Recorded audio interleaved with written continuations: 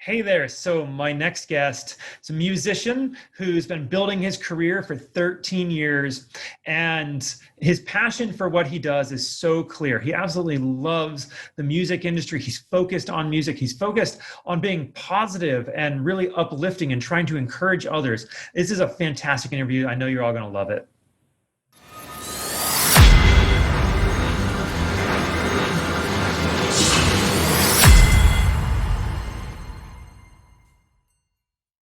Hey there, everybody. Welcome back to the Gamerpreneur podcast. I'm your host, Dr. Bradford Carlton. Today, I have a very special guest with us. I have Gov Printz. Hey there, Gov. How's it going? Pretty good. How you doing? Oh, it's a beautiful sunny day in Las Vegas. How about yourself? I'm all right. It's kind of wet out here in Florida. Oh, isn't it always wet in Florida? Mostly during the summer. That's right. All right, Gov. So I like getting the show just right into it, talking to my guests. So could you begin by just telling us a little bit about yourself, please? I decided to kind of pursue an artistry career. So that's like artistry across the board, even into music. I picked the name because I lived on a street named Gov Printz in Delaware. And I learned a lot about government when I was living out there. It's also the first of the original 13 colonies. So took a lot of, I learned that when I was there, and I just kind of used it as I continued through school. And I just kept the name, I didn't change the name, and I kept that the same. I wanted one that was a name that was sort of impactful, but it had more meaning to me than anything versus, picking it because it had a meaning already. So it was more like an alias for a modern age thing versus it being, based on something so historical. It's like I have to use that. Absolutely. Okay, so I want to talk all about your music career. But first, before we get there, I ask every guest a single question to start. I'm going to ask you just like everybody else. So on a scale of 1 to 10, Okay. 10 being high, how weird are you? It depends on how you define weird. I do play tons of video games, or at least, I usually play for long intervals. I went to school and studied game design, so it's one of my more favorite things to do. And that alone is weird. Why is playing video games weird? Like what? I really Like what on don't know earth? how to Like describe it. Well, you got a lot of people who have very normal interests. They might go fishing. They might go out and do a lot of outdoor sports regularly. Stuff like that. And a lot of it I find fun, but it's just I don't know. From what I was able to have fun with growing up the most, I found that video games are most exciting. For me, it was like a virtual storybook. You know what I mean? It's like taking a comic book and bringing it to life and actually seeing it through the process. Oh, I love it. So There's the good game will make you laugh, it'll make you cry. Yeah. They're good. Everything. Yeah, everything. I think it's a wave of the future that we haven't really tapped into yet in terms of general society. Like I think we all have the idea of, you can play a video game, you can now play online versus other people, but I think it's a much bigger picture to what they are. I love it. Okay, so Gov, this is the Gamerpreneur. So I do need your gaming cred. Yeah. When did you first start playing video games?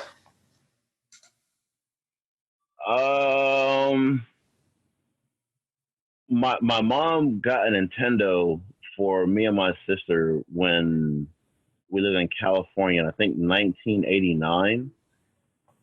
And at the time, I had fun with it. Like I like to play Duck Hunt and Ninja Turtles the most. But I didn't play very much for it. I knew where all the games were. Now, when I got a Sega Genesis in I think 92 and Sonic the Hedgehog came out, that's when I really started to lean towards video games as a whole. And, Sonic the Hedgehog is my favorite video game character of all time, just the number one. Gotta go fast. Absolutely. You gotta go fast, yeah. So, you say you're still playing today. What do you play? Currently, my favorite game is GTA. I play GTA every day. I'm a big GTA fan. I've played since the original, so I've really enjoyed seeing this entire thing change into this vast open world. This is everything. Oh yeah, it's got a lot of controversy over the years too. Yeah. um, I like it for that matter because it's for an older audience. You know what I mean? It's having fun with the technology, and it's for an older audience. So that's why I value it so much. Even though a bunch of kids have it, I'm not really responsible for that. For certain. Oh yeah. I'm Okay. glad that it's So you kind of mentioned it's like one of your favorite games, but if I had to ask you, if you had to pick one game out of everything you've ever played, that was your absolute all-time favorite game, which is it? Oh man. If I had to pick one, that's extremely difficult because I'm thinking I'd have to play one forever, and that'd be the only game. So it's like I want to pick an open world game that I could probably play very frequently. I don't know. I guess I would have to say GTA. Okay. Which In one? all honesty, Which one? I'm looking forward. What's up, man? Which one? 1, 2, 3, 4, 5. San GTA Andreas. 5. 5. Okay. 5. I'm looking forward to what they're gonna add in the brand new one because I figured to go through 3 different consoles on this final one, I imagine they're probably gonna add a lot more accessible buildings. Like I overread somewhere they were gonna make a mall. You know what I mean? I was like, that's a really interesting idea. I would actually like to see them bring back the food. I know in that game Sleeping Dog, I found it kind of satisfying to have to like go and eat food from time to time to get power ups, get strength. It was kind of neat. All right. All right. So, Gov, let's get over to the preneur part. Tell me about your music career. How did you first get into it? Um, a buddy of mine, his dad had a party one time and had some people over, and one of the guys was a producer that was really popular in San Antonio. His name's Spook Doc Dangerous, and I met him at that party. We were like freestyling downstairs, just kind of having fun at the time. I was in high school. I later seen him at a show I had got invited to with some guys at the time called GS, and it was my first show I'd ever done. I was 21, and we were doing the song, and I forgot my word, but I was able to freestyle through the rest of the song, and it actually, it played out into the chorus like it was supposed to. Blah blah blah. We wound up winning that night, and Spook Doc had showed up again, and he was hosting a lot of shows in San Antonio, so he was inviting me along to go with them, and I got to perform and stuff like that, and kind of see what the performance value of the music industry stuff was in terms of showing up places regularly, keeping a maintained reputation, keeping a buzz, blah blah blah. It was just everything. So that's when I got started in terms of actually performing in front of audiences, going to bars, getting barred out and not really even barring out at all. You know what I mean? I do. I really do. I was on the board of a small record label myself. So I've been to plenty of shows. And so I actually find it funny that you mentioned you were doing your own singing, because when I was with this little group, and before this, I had no music experience myself, but every single show they would go to, every bar, right, there's a stage somewhere, they would lip sync. And I'm like, why aren't you guys just doing your own music? They're like, oh, no, that's not how it's done. Like, how was it for you? Well, it's typically when people go out, karaoke can be more valued in a lot of scenarios because, it's just regular people getting up there singing songs that they already know. So their feelings are already there for that song. You know what I mean? Like if it's a really good song that people are really familiar with, they go do karaoke and they can sing it to their bestest ability, being like, I guess a normal person, so to speak, versus writing your own song with your own feelings. That's and what having to remember those. There was their songs that they wrote, and they were lip syncing it on stage. What? I guess there could be a number of reasons for that. Usually, when I perform, I don't lip sync. I like to actually perform it so people know I do perform. Okay. So tell me more about it. So you did your first performance and then you said you do everything music related. How did you get into it? It took a lot of figuring out in terms of what I wanted to do. And pursuing a game design degree, I would learn all the, art stuff that I needed to, in fact, use for advertising and music. So if I needed a cover or something like that, if I needed a video, if I needed a logo, I could do all my own work. I could also draw, so it was an enhancement of all the art department all my life. So in anything I did, if I could be in the art department, it was more than likely going to be a much better experience, for me to try and be successful. Um, but yeah, in trying to pursue a music career, I found that learning different techniques over time, not having very many resources out there, but looking for what I needed, like it's important to have a songwriter's license. I got BMI. If you got a good song, it's going to be on the list if you have a license. You know what I mean? It's a good way to protect yourself. Yearly at the moment, yearly, I'll get a royalty check, but the more popular I get, then the more royalty checks I'll get. It's kind of a process, reading up on it and stuff, because you'll read it and it'll say like you get checks quarterly or something, and it's like you expect that, but then you have to realize people who are actually doing the biggest numbers are going to get paid the checks the fastest. And then if you're not doing very big, obviously you won't get paid 4 times a year. You'll get paid once. But it's just stuff like that, and researching it and learning it to be able to actually use it. And then I did that, independently. I thought you had to have a lot more behind you to actually get that process started. But now, it's such a to know age. It's just out there. So it's more like, here, we put the platform out there for you. We just want to hear what you got. And if you like it, we'll sponsor you, or, we'll grab you on board and you'll be a part of the label or something like that. But, for me, it's all trying to figure that part of it out, because, I'm at a step where I'm getting a lot more recognition. I got some music out there. I got some videos I'm going to be doing hopefully pretty soon. I got a lot of work happening, I even have a short film out with a buddy of mine named Mick D called Blueberry Dream. Excuse me, it's about the local hip hop scene in St. Pete throughout Pinellas County here in Florida. It's pretty cool stuff. I'm going to have a DVD of it soon. So you got a lot going on. Good for you. Now, one of the purposes of my show here is to be able to give people options, right? Maybe one career, one field they've never heard of before. It was never an option growing up. And maybe it just takes one person saying, hey, this is the thing to do, in order to get them started down that path. How would somebody new get into the music industry?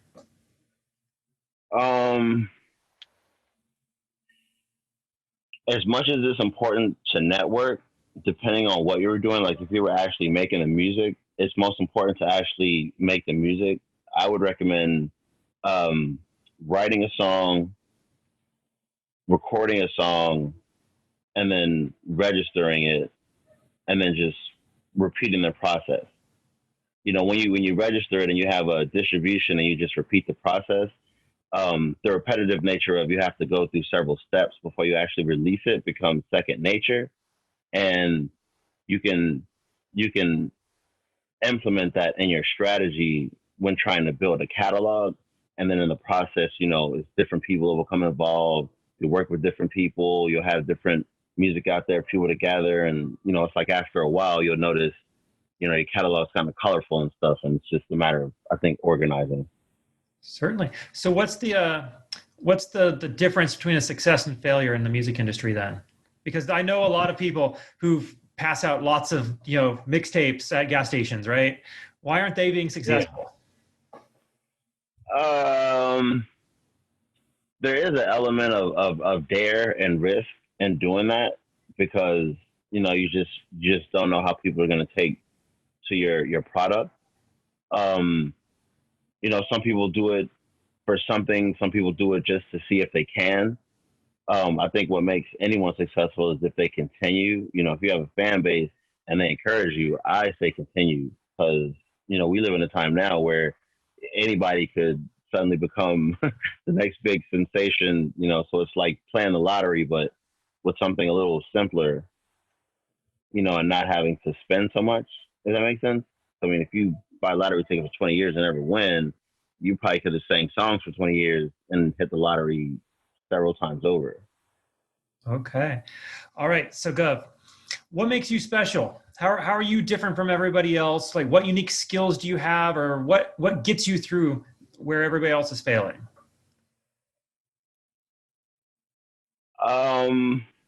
I think I'm good at encouraging people to succeed. I know some people go as far as to call me a cheerleader, but you know, sometimes you might need an extra push.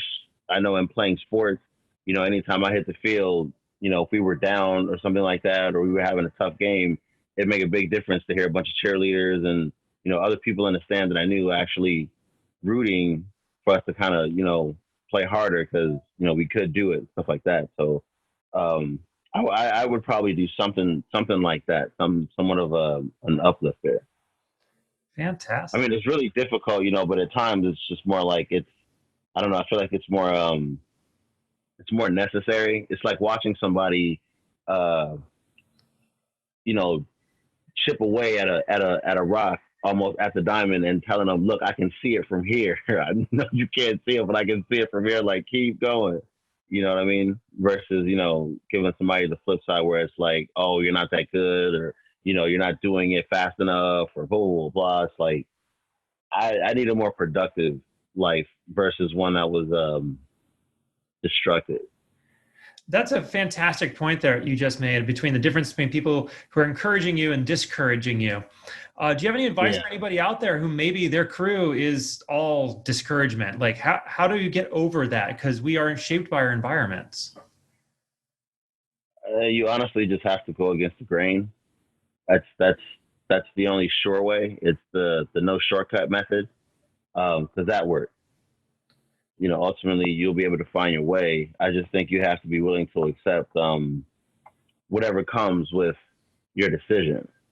But if you want to make your life a certain way, you should definitely pursue it. It's a long haul to live years and years and years and years. So I figured, make it the best. Don't don't waste your time hoping on someone's opinion, but keep doing the work because the work speaks for itself. Absolutely. Now, Gov, how's the money? It's slow, but like I said, I got to get more fans. I got to get more marketing. I got to do more ads.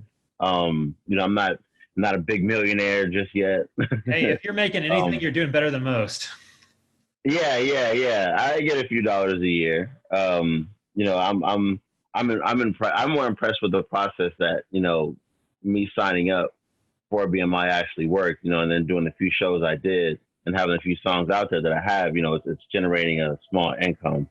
Um, but that's what I'm working on to make that ultimately grow, so I can do a lot more. Especially in mixing the video game and music industry, because I really believe like that's that's an area of a lot of untapped potential. A lot of things that could probably be discovered, I think, will be in a mixture between music and video games. Can you talk a little bit more about that? How are you doing that mixture? Um, I think people have an interest in game design, sort of miss why video games are so creative in terms of building them from the bottom up. Um, when I studied game design, it was difficult at first to try and understand these pages and pages of code, just to realize if you kind of break it down into pieces, it's not so much about copying somebody else's method and pasting your own characters, but more of you actually deciding what kind of game you want to make, and then deciding how you want it to work, and then actually writing down each step of it, and then ultimately developing code because of how you wanted certain things to react to certain things. And it's just a big version of that, like stuffed inside a file cabinet, a really huge file cabinet with lots of files that are if then, then this, you know what I'm saying? If that, then, you know, it's really silly when you think about it, but then it's like an extension of human language. You know, it's understanding while understanding, like understanding. It's not complicated, but it's more like flowchart. You know, how it gets from one step or one process to the next, and how it repeats the process, and then you know how it changes, and it's really neat. I love it. All right, so Gov, I want to talk about you for a second if we can. How long have you been at this? So like when did you really first getting into music? My first performance was 21. I was 21 years old. I'm 34 now.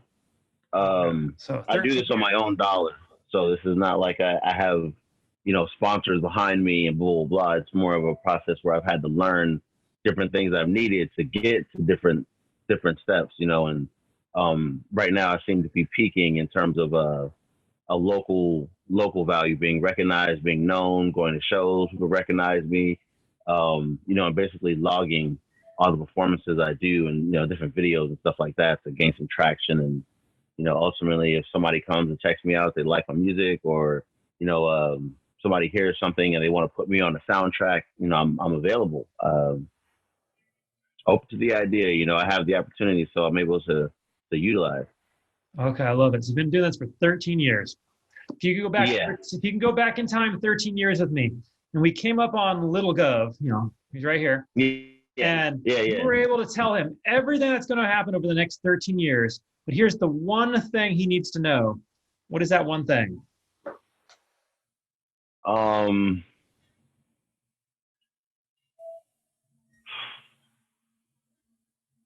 that's a tough one. I guess it would be to maybe be more punctual Okay. with certain things. You know, not necessarily scheduling things, but more like scenarios and behaviors. You know, if I'm hanging out with people, you know, and all this conversation's happening, but nobody's talking about any video games, like, nah, man, I can't really assist you in your life's effort because we're not going the same direction. Like you're pulling me into your lane and you're taking me out of mine. So like I would do a lot more splitting of the mind where it was like you got to really be interactive in something. You can't just be cool, so to speak. Okay, I understand. Yeah. All right, now Gov, I believe that the things that we fail at in life are the things that teach us the most. So, you know, when you get smacked in the face, knocked down, you've got to pick yourself up, you know, dust yourself off, figure out what happened, and then move forward. So, what would you Yeah. say is your biggest failure in life, and what did you learn from it? Um, I can't really determine that particularly. I think I've made more better choices than worse. I think that I've made more choices not to burn bridges. So even though I might suffer what some think to be a type of punishment, it's more of an obedience or a discipline, but it keeps me sharp for whatever I might need to encounter or whatever I might need to do, you know, whether it's tasks or situations just out here in the world. Um, maybe my only failure is patience and not being patient at times. You know, I probably should, you know, either wait or I don't know. It's hard for me to say. I don't really believe I've failed. Not in my life. You know, even though I might not live a, you know, show star, superstar, life star, or something like that. I don't believe I've failed. I just believe that we all have different paths that we walk. So it's just a matter of making our path what we need it to be to, you know, reach our own type of success. You know, I can find success in what I believe to be successful, but somebody else it might not be looked at as anything. Absolutely, I can certainly understand that. Okay, on the flip side, then, what is something you're working to improve on in yourself today? Um, I gotta start to dress better. I gotta start to, you know, pay attention to the brands, you know, a little bit more, just for a more of a presence. I'll go to a show in what will be regular street clothes, but then, I'll do a really good job. People really enjoy what I have up there. So, I guess I have a certain level of confidence when it came to dressing. I didn't really have to, get dressed to the T to go and impress people, with my rap skills. I could just kind of go as is and leave them with an opinion. Okay. I love it. All right. Well, in that case, Gov Printz, how do people find you? Where are you at on social media? How do people reach out to you? I do have a website. It's www.govprintz.com. Has all my social medias on there. I'm on Instagram, Facebook, SoundCloud. I have a Pinterest, Tumblr. Not much on them, but some. I have quite a bit. I have quite a bit. But everything is pretty much on my website. I'm on all the social medias. I'm on Spotify and iHeart and Tidal. Everything is right on my website, www.govprintz.com. Wonderful. All right. Now, as we wrap this up, do you have any final thoughts you want to share, or anything I didn't ask you think we still need to cover? I don't know. Maybe another video game question. Okay. What was the hardest trick you've ever pulled off in a video game? Well, I'll say the hardest video game that I've ever played. I did master this game, but when I first played it was Jet Set Radio Future. Oh, that one was fantastic. That's another one of my all-time favorites. I really had a blast with the the inline skate process, and then you collect the aerosol cans, and you go and spray up Shibuya Cho and Tokyo and so on. I like the idea of looking for golden tape as an Easter egg. I'm a really big hip hop fan. I like rap music, so I really took to the house and the trance and the different beats that they were going to. Like it was extremely cool, having to do some of the harder missions. Like I know in the big area with all the skyscrapers, trying to find the graffiti souls, and falling like a million times before finally getting them, and just having to take all these beaten paths, try and find graffiti souls. It was a hard game, and it took forever. But when I finally got to the point of trying to use the boost and getting better at just doing the trick combos, ultimately it became a lot more fun for me. And I wound up beating that thing 100% completion. So I would say Jet Set Radio Future probably had the hardest for me. Oh, I love it. I played it a little bit myself, but I had been a huge Tony Hawk Pro Skater fan before that, right? Yeah. And I dumped all my time into that one, and then I got over to Jet Set, and I'm like, I can't do that again. Yeah, it definitely took a lot of hours to master the game, but after doing that and getting all the characters and opening up everything, I felt like it was well worth it. It was kind of like when you play Mario and you beat the game and they open up different parts of the map, or they give you different power-ups to use on your next go around. It was very satisfying after completing it, and that's what made it one of my more favorite games. Even though it was hard to beat, it was like worth the effort. Fantastic. All right, Gov Printz, I genuinely appreciate you coming on with us today. Thanks a lot, man. Thanks for having me. Absolutely. And for everybody else, I'm going to remind you all, don't be just a gamer, be a gamerpreneur. That's right. Be a gamerpreneur.